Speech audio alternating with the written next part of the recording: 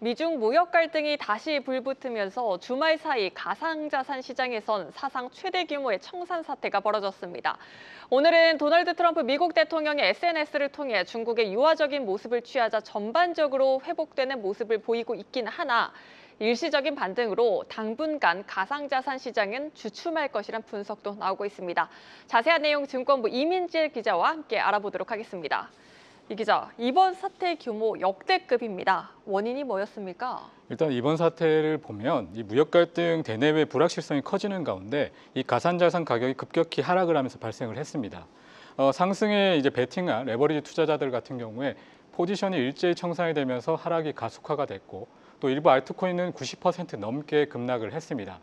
이 전 세계 주요 거래소들이 일시적으로 거래를 중단을 했고 또 이 과정에서 우리 돈으로 28조 원이 증발한 것으로 추산이 됩니다.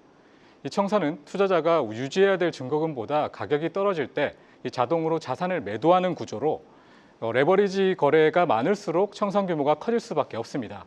그런데 이 가상자산 청산 규모가 늘어나게 된 핵심은 시스템 구조 때문인데요.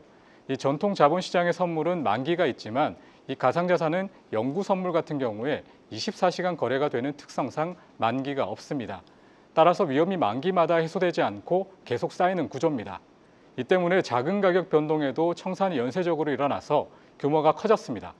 특히 이제 최근 상승장 속에 레버리지 투자가 과도하게 늘어난 점, 또 거래소마다 위험 관리 기준이 제각각이라는 점이 청산 확대의 요인이 됐습니다. 네, 그러니까 정리를 해보자면 최근 레버리지 투자가 과도하게 늘어난 가운데 대외 불확실성이 커지자 허를 찔렸고 여기에 영구 선물이라는 가상자산 시장 특성상 청산 규모가 눈덩이처럼 불어난 겁니다.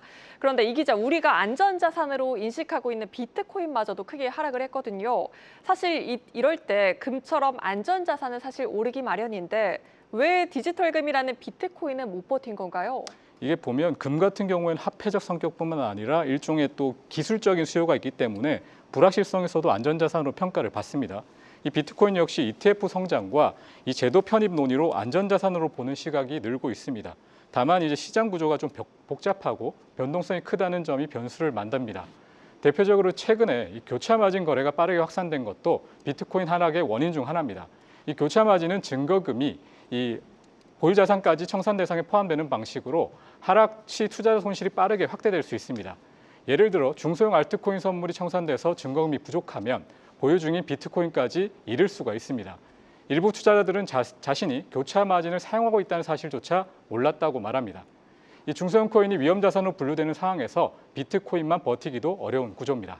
네, 그렇다면 앞으로의 가상자산 시장 전망은 어떻게 보십니까? 일단은 지금 테라루나 사태보다 이제 손실 추산도 크고 그리고 아직도 이제 끝나지 않았기 때문에 당장은 좀 여진에 집중해야 될 것 같고요. 현재 이제 160만 명의 트레이더들이 이번 청산 사태에 영향을 받은 것으로 보이고 또 일부 또 하이퍼 리퀴드라는 곳에서는 1,000개 이상의 지갑이 전액 손실된 것으로 보입니다. 그렇기 때문에 국내 투자들까지도 일부 손실을 좀 봤거든요. 이 선물 등 가상자산 파생 상품 거래소가 금지돼 있지만 해외 거래소를 통해서 이 접근이 가능하기 때문입니다. 다행히 이번 충격에서 중소형 코인이 집중됐고 향후 미중 협의 가능성이 거론된다는 점에서 제도권 금융시장으로 파급될 위험성은 낮다는 평가가 나옵니다. 네, 증권부 이민재 기자였습니다.